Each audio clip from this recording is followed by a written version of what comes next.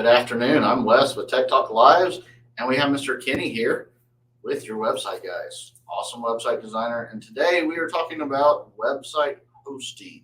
And that's why I brought an expert. I am far from an expert. I've used several different hosting companies like Bluehost and I say Wix, but we won't even go there. That's not officially hosted. No. And you don't really own your website. Found that out too. And I know you've covered that a few times. And that's one of pro tips right there is don't host your site there if you want to own it. Anyway, so Mr. Kenny's going to explain a little bit about hosting, why we should host, with who we should host to, and what kind of pro tips you guys should look for when you're looking at a hosting company. Now, I will fully say, if you're not willing to build your website yourself and you want to have somebody else do it, reach out to your website guys. They have an awesome promotion, $0 down. Yep. That's not a promotion. That's just a way of life now. Okay. we aren't charging upfront money for websites anymore. It's just a monthly fee and as low as $200. Your website's built and designed and hosted and maintained for $200 a month, plus tax. Yeah. And what I absolutely loved when you guys told me that was the price. Right. The price shocked me. I was like, whoa, that's incredible. And then on top of it is you guys maintain it.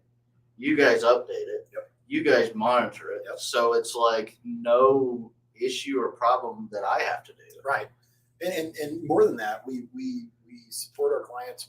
We teach them how to make use of their time, how to leverage their time online. We help them navigate, the weird world of the geek that their website lives in.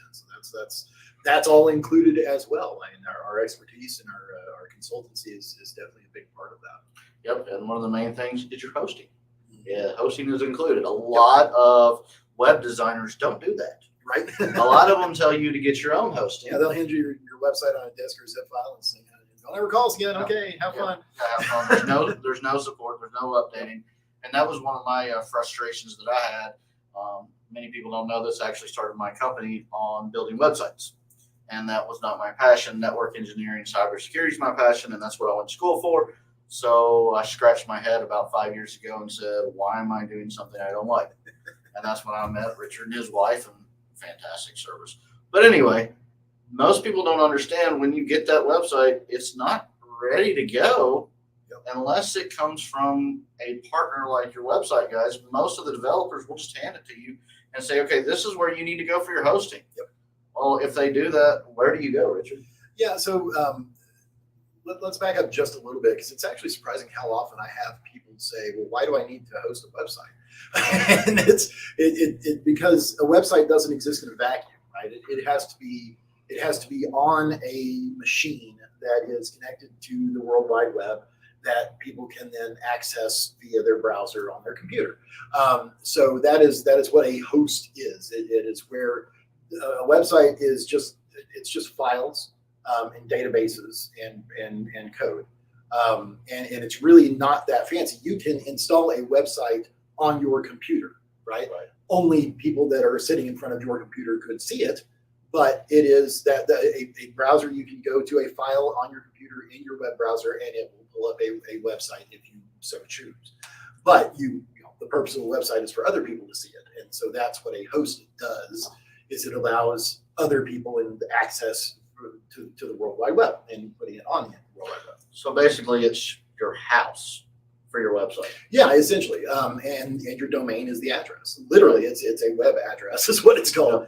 And that then goes into your domain and your DNS settings and all that. That's kind of another thing, but it's part of hosting too. So a website, and again, just to kind of define terms, a website consists of a lot of moving pieces.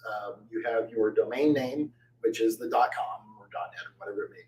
You have your DNS or your domain name servers, which tells the big computer in the sky where to find the files that are your website when they type in the domain name.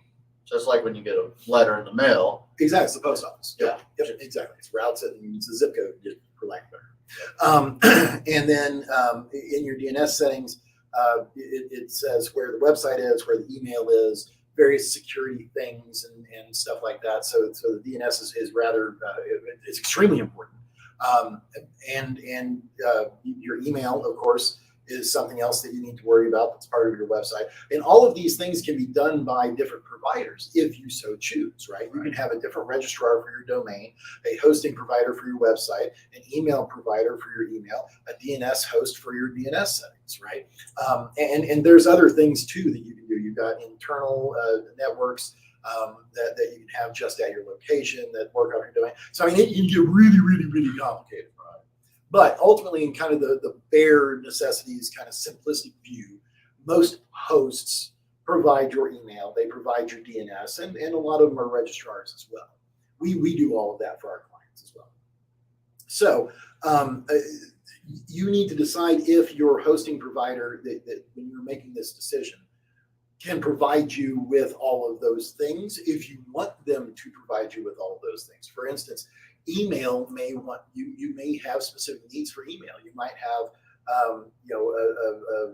email campaigns that you want to send out, and you need to check with the terms of service by the hosting providers to make sure that they allow you to do that kind of thing. Because if you start doing it and it violates their TOS, terms of service, then they can just shut you down, and you're kind of like, just why is my website down? Oh, well, because you violated their TOS. It's like, well, okay, but my website's gone, and that's what happens.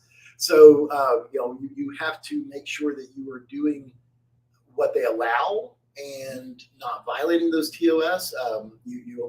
So read it, right? It's not like your privacy policy on your iPhone that you just kind of skim past, say agree.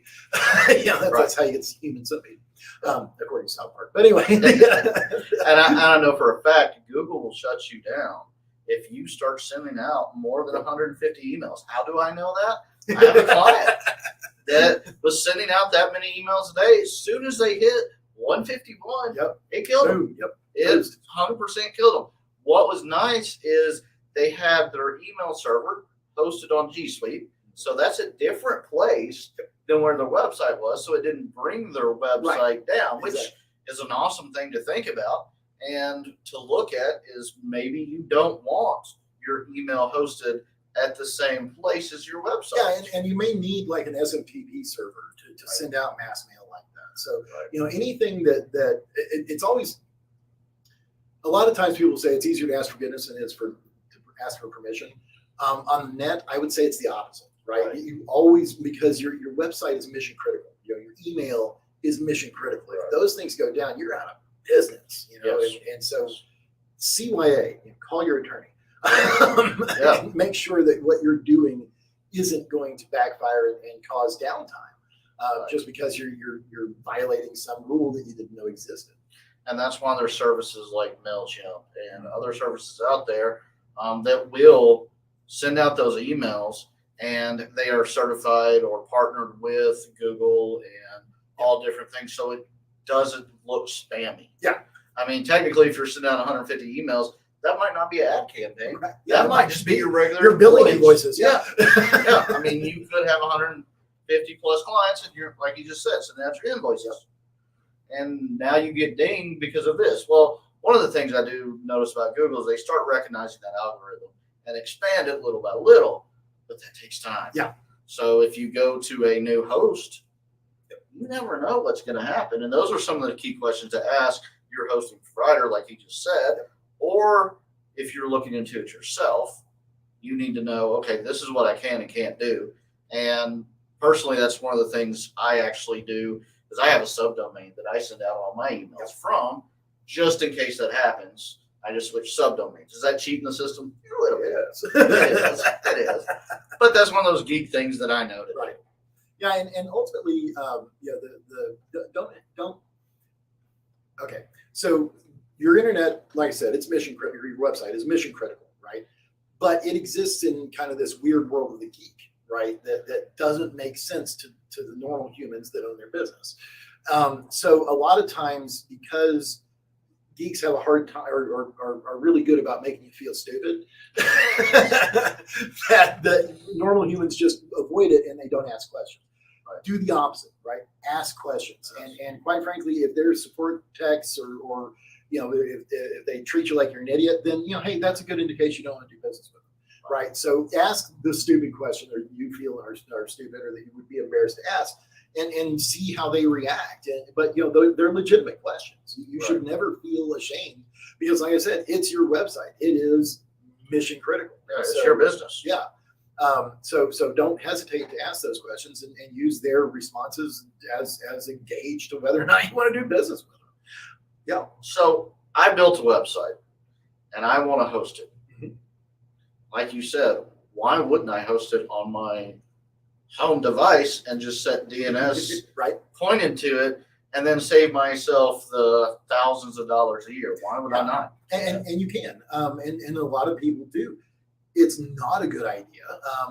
Because, well, so where most servers are located, where most host servers are located, is what's called a colo or a server farm. There's a bunch of different names. Data center, exactly. They're all over the place. We have a ton here in Dallas, as a matter of fact. Texas in general has a lot. Yes. And the reason why is because of the power grid. Even though that's a big political topic at the moment. Ironically, Texas, they're in the United States, there are 3 power grids. There's one for the East Coast, there's one for the West Coast, and there's one for Texas. Texas is its own power grid. Right. And that is why a lot of server farms and data centers are here, because we are insulated. The power supply is critical because, if you don't have electricity, your computer don't run. Right. and a server is just a fancy computer, essentially. So that's one reason why you don't want to keep it at your place, because hey, we do have thunderstorms, we do have power outages, and if your electricity goes out, unless you have what's called a UPS or an uninterruptible power supply, and I'm not talking about battery backup like you buy it at Best Buy. Right. I'm talking about a real honest God UPS. That means that it never turns off. Right. Most backup systems or what they call UPSs are they don't kick on until the power goes off. So there's 30 seconds to a minute that you'd be off. Right. And 30 seconds to a minute online is an eternity. Right. And they can't get to your email address. And the next thing that most people don't realize is as soon as they can't get to that email address, it sends a signal out that they can't get to that. So it might be an hour before your DNS server pings that server again, or sends a signal to the server again to say, hey, we're back up. Yep. Well, like you just said, in a data center, they have that UPS equipment that will keep it up basically until their generators kick in. Yep. And if you're not willing to spend, I don't know, upwards of $10,000 for the generator, for the UPS, don't even throw in cybersecurity. Yeah, exactly. If you throw in cybersecurity or data pipes or all the other stuff, or power is the biggest thing. Yeah, or just look at your bandwidth. Yeah. Does your home computer or your home bandwidth, can it handle that up speed? Yep. Most likely it can't. Yeah. And unless your website's got very little traffic, right? That's not a good thing in the first place. Yeah. But yeah, one of our data centers, because we have our clients between 5 different servers, 3 different data centers, one in Dallas, one in Tampa, and one in Arizona. The one in Tampa, with the recent hurricane, we were kind of worried about, but we were in constant contact with the guys there, and they were like, okay, we've topped off all of our diesel fuel, our generators, we just tested them, make sure they're working properly. We are 12 feet off the ground on stilts, near Tampa Bay. All the issues that a hurricane could have caused, and they weren't down for even half a minute. It was a miss ultimately, but even if the hurricane had hit them directly, they wouldn't have been offline. And right. So that's because they have multiple. That's the other thing is it's redundancy, right? So not only do they have UPSs, real ones that don't ever turn off, and they have generators to back those up. They have multiple generators to back those generators up. Yep. They have multiple data pipes coming out that can take over if one goes down. Multiple different access ports to the internet. HVAC systems because computers get hot, and so if those things. It's a huge amount of money to invest in all that. Not to mention the manpower and the labor just to keep them running right, and if one goes sideways to get it fixed. So yeah, keeping it at your house, on the little machine that's on the floor, not a good idea. And one of the things is just when you're looking at a host provider, look at the terms of service, which says how much bandwidth you can use. Yep. Some of them actually limit how many people can visit your website. Yep. To me, that's a no-go. As a business, I need as many people as I want to point to that traffic to get to my website. And ultimately, just that business model drives me nuts. It's like they punish you for success. Right. It's like that drives me crazy. And even worse, it's kind of like the old cell phone days where you had 100 minutes a month, and if you went over, you start getting overage fees. Yep. So it's like they're not going to shut down your website if you go over your limits, but you're going to get some big old bills that you did not expect. And, or they're going to throttle it. that's the other option. And so they'll say unlimited bandwidth, but they'll throttle it. So that's another issue. What we mean by throttling is that if you, let's say that you have 10 gigs of data transfer a month, and you get to the 10 gigs, well, your website won't go down, but it's going to go slow because that keeps that data from going really, really over because they only have so much data that they can deal with. So they'll either throttle it or they'll just hit you with the overage fees. And neither is great. So just make sure that you don't ever have to worry about that by checking on exactly in terms of service. Yeah. There are some other things also to look for when it comes to hosting. There's just like with anything else, there are gimmicks out there. One of them is, and I'm not going to name the company, but they specialize in WordPress hosting, which is bloody genius because WordPress is probably the most used platform for website building nowadays. It's a blog script at its core. But people are using it as a CMS or a content management system. And last time I looked, it's like over 70% of all websites on the internet are run by WordPress now. Yes. That's mind-boggling that a blog script is what's running most of the internet. Yeah. But that's Web 2.0. Sorry, that was a geek speak thing. I'm not going to get into Web 2.0 right now. And God forbid I get into Web 3.0 because that's even worse. But there is now hosting providers that specialize in WordPress hosting. And one of the things that they say, and I saw this ad just the other day, 95% of WordPress hacks, and by the way, WordPress is very hackable. It gets hacked constantly.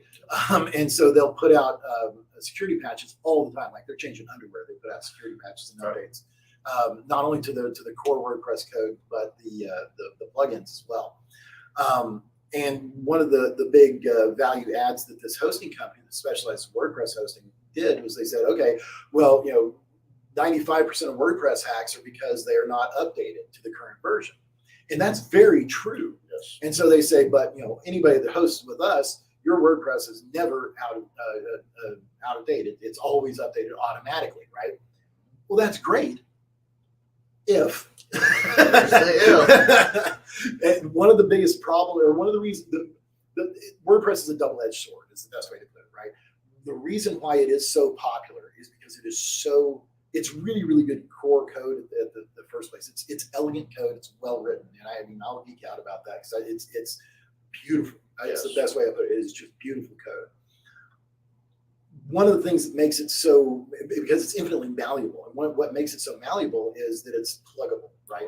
What pluggable means is that you can put in plugins to modify the way it does stuff and to make it do exactly what you want it to do. Exactly. And it's so powerful. It really is. Powerful. It's so powerful. But the problem is all of these plugins, and there's thousands of plugins now that do everything. They're built because this is open source code, all of these plugins are built by third parties. So when WordPress updates its core code that it does, like it's changing underwear, all of these third party plugin authors have to update their plugins to make it work. And how long it takes for them to do that is a big old question mark because there's so many third parties. So if your website is built on WordPress and it is automatically updating, and not just this hosting provider can do it, WordPress at its core is set up this way. Right. And this happens a lot. There are updates to the core, and then the plugins are not updated quickly, and there's a JavaScript conflict or a code conflict, and you're throwing 500 errors left and right. And you can't fix it until either you you degrade the previous version, or that plugin author is able to put out their update. So it's not seamless, and it happens all the time when updates are put out like this.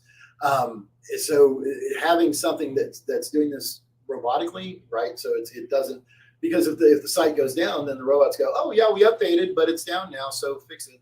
Right. You know, Right. humans, it's time for humans to fix this.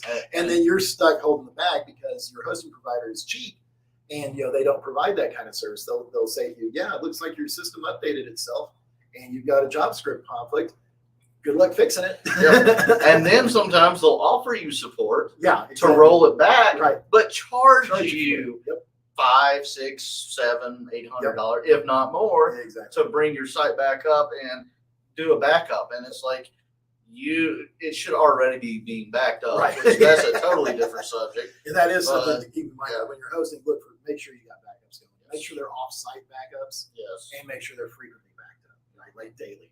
Anytime I'm building my website or working on my website, first thing I do is download a backup to my desktop. Right. So I'm like, okay, and then I drag it and stick it in Google Drive. So I'm like, I know exactly where it's at. So in case I break it, which I have, Right, yeah. learn from Yeah, experience. you break it. I mean, it's a digital product. It's going to break. It's just, Right. it's the way it works.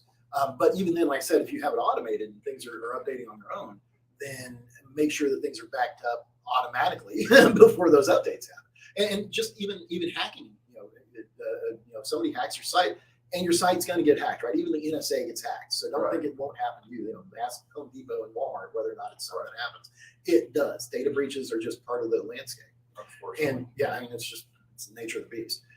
And ironically, it's funny. It's a balancing act. The easier your website is for a human to use, the easier the GUI is to work with, the graphical user interface. For a normal non-geek, the easier it is to hack. So it's like it's absolute trade-off because it's very hard to hack, hard-coded HTML, but it's very hard for humans to deal with that. Right. But with that being said, your backups, if they're being done automatically and on a regular basis, then if somebody hacks you, you just pull one of your backups. You don't have to go through all the thousands of lines of code to see where the hack is and to fix it. You just upload the fixed version that was pre-hacked. And some of the plugins will crash your site too. Ask me how I know. It's like I wanted this plugin. It did everything I needed it to do, and I installed it. And guess what's down now? My website. Well, what I do? Roll back. Yep. Roll Exactly. back to the backup. My site's back up. I'm like, phew. Yep. Glad I didn't do that live. Yep. And that's one of the things. So when you get your hosting, you need to look at those small boxes and advertisings. Like he said, the people that are specializing in WordPress, that's not necessarily bad. Right. That's not a bad thing. I mean, that's what their niche is, but make sure it covers what you need it to do. Because some of them don't offer support if your website goes down, like Richard was saying. Some of them will offer support if you pay extra. Some of them won't offer email support or won't host your email, so you have to have it hosted at G Suite or Office 365 or something along the lines of that. Some of them you can use certain plugins where you can't others. Yep. One of the things I would really say is I would highly recommend is you never use something like Wix or something along those lines because A, you don't own your website. B, yeah, it's easier for you to build it and design it, but it doesn't look professional most of the time. Right. And ultimately, buyer beware. Keep in mind the internet, websites, all this stuff. It's the wild, wild west, right? There are no rules. There's no law. There's no industry standard, right? And we can think of the big names, GoDaddy and HostGator. Those are big names, but ultimately they are hosting provider. GoDaddy was a domain registrar. I mean, and they got into host AWS, Amazon Web Service. It's Amazon, right? They're a bookstore. Right. They're doing web service. Yep. It's like all of these things are so new that there is no, well, yeah, that's just the way you do it, right? Because there is not just the way you do it. It's all very, very specific, very, very unique. So do your due diligence. Don't abdicate your website. And that's one of our big crusades right now. Is it's so easy for small business owners, especially because you're typically chief cook and bottle washer, right? And you're barely able to do what you're good at, much less deal with something that's in the weird world of the geek like your website, but it's mission critical. You can't not have a web presence now. Right. And so it's so easy for small business owners to go, oh my Lord, somebody just deal with this, right? Here's money, take care of it. They abdicate their website. Right. They have to delegate their website. right? You have to be involved. You have to do your due diligence. You have to know what you are buying before it bites you in the rear end. Because it will. Like I said, wild, wild west. And so even the big name companies, where I was going with this initially, like GoDaddy, for instance. I don't like to name names, but GoDaddy really gets in my craw because their billing is abysmal. Their support is awesome. I'll give them that. They actually have excellent support techs. Their support line is you never stay on hold very long. And when you need it, they are there for you. But they love to nickel and dime you to death. They love to get you for little things that you just never anticipated. Right. And so here's the real good example, right? The reason why GoDaddy became the kind of industry standard for domains that they did. Back before them, a domain cost $200 a year, right? You had to buy a domain, you had to invest in it. It was expensive. Right. GoDaddy came along and said, "Hey, tell you what, you buy a domain from us, it's $20 a year, it's $10 a year." Yeah. And it revolutionized the thing. Yep. But the cost, right? And domains are one of the few regulated things through the ICANN, which is the ICANN. I forgot what it stands for, but that's one of the few regulatory agencies there are for the internet. Yep. So domains cost a certain amount for a registrar to do.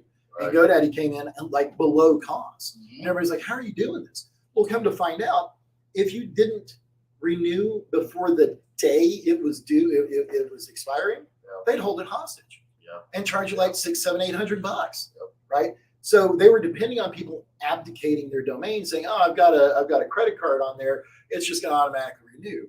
And then, the email address that you registered with, you forgot to check, or you don't check anymore because you changed email addresses.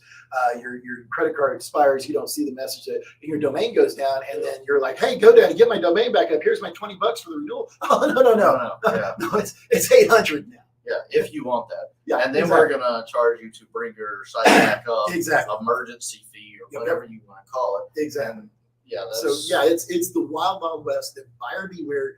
Do your due diligence, CYA, and make sure that if it sounds too good to be true, it probably is, right? Hosting is, and when I talk about that, now standard for most people when they think of hosting, it's $10 a month, right? Right. And that's kind of the base price, right? That's HostGator's base price. That's GoDaddy's base price. That's kind of the industry price. It's not what you want because then okay, well, you want bandwidth, you want a fast site, you want email. Here's each email address is going to cost you another $5 a month, and the bill gets to hundreds of dollars a month just for just standard hosting. Right. So look at all that stuff. Don't assume that their big flashy prices are correct. It can be a bait and switch because nothing says they can't. Yeah, and there's things out there that will charge you for an SSL, which is encryption. They'll charge you for it. Yep. And it's like, wait, you can do that for free. Yep. Why am I paying you $30 extra a month And to they'll monitor? Right. They'll prey on current trends. Right. Like here's a real good example. Privacy, Whois data, right? Yep. Your domain name is registered with ICANN using what's called Whois data. So that says who owns it, what their address is, stuff like that. Well, people got scared of privacy concerns a couple of years ago. And so GoDaddy came along, and again, I'm picking on GoDaddy, but then everybody started doing it. They started selling Whois privacy. Okay? Right. And so what that would be, and basically the Whois data would no longer be public, which is, that's great. I'm not sure why any business would want that data to be private because, the whole reason you have a domain name is to get your name out there. Right. But, okay, if you're worried about privacy, you can protect your Whois data. That's great. The scam was, and it is a straight up scam, is you would be buying a service from GoDaddy that was a totally different provider, that you had a totally different login and username for, and that you could not cancel through GoDaddy. You could buy it through GoDaddy, but you couldn't cancel it through GoDaddy. You had to log into that separate system that you didn't know that you had a login for. And that's wrong. And because it was privacy, you couldn't recover your password. Think about that. It was bad. It was so bad because that means that if you can't update your Whois data, you can't transfer your domain away from GoDaddy. Right. And so, I mean, it was sinister. Yeah. It was so bad that ICANN came in and said, okay, you know what, GoDaddy? All who is data is now private. Yeah. And you know what the real bitch of it is? GoDaddy still tries to sell you privacy on your goodness. Of course they do. It works, so we're going to keep doing it. Exactly. It's kind of like when you open up a bank account. Here's your free toaster. Right. Here's this free. Oh, we're going to sign you up for an electrical company too. Yep. Like what? No, Yep. I don't need, want, or no. Yep. And that's why it's one of the things to come to an expert, even if it's just to come and ask us questions. I know Richard's open to it. I know I'm open to Absolutely. it. If you have questions, shoot an email, comment below, something along the lines of that. We're going to jump in from a word from our sponsor real quick.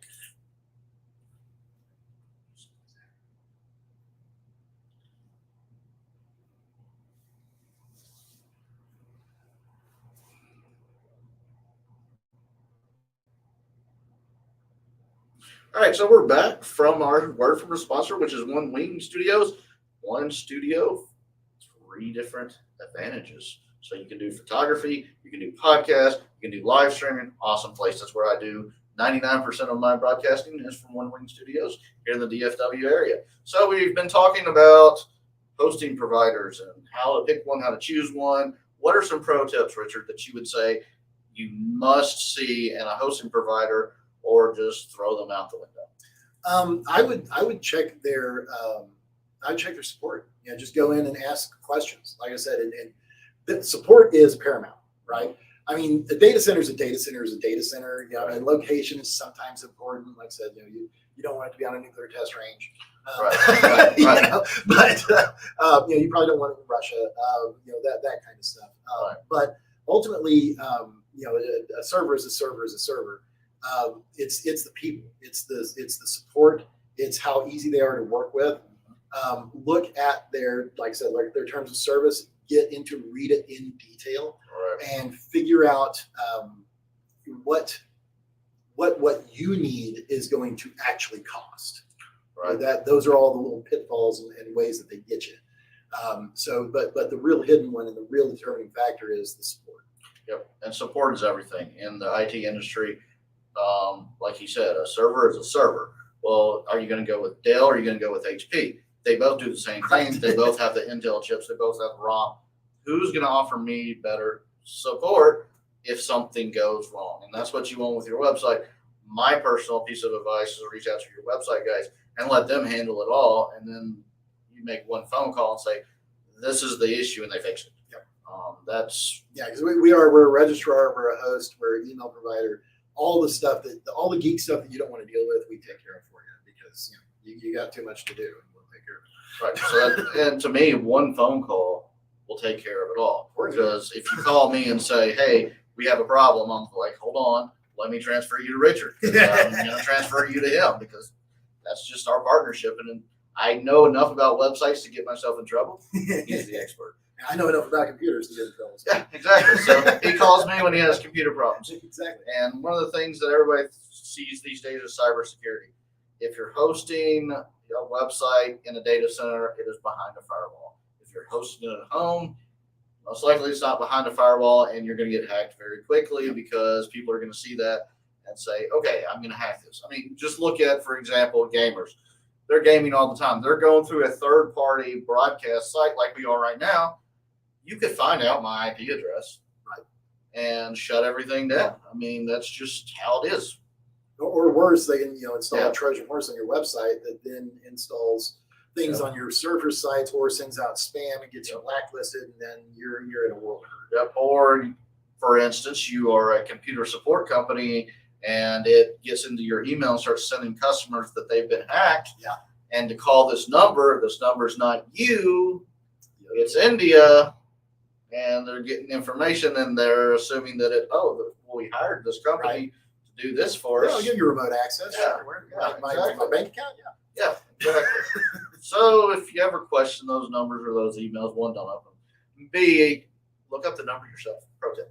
Yep. All right, so that's all I've had today. Thanks, you guys, for attending Tech Talks Live. We're going to continue our series on website building. It has no exact end date yet, because it's so broad and all the questions come in where I go to next. But next week, we're going to kind of look at the overview and start choosing our layout of our websites. So we will see you guys next week, same time, same place. Thanks for coming.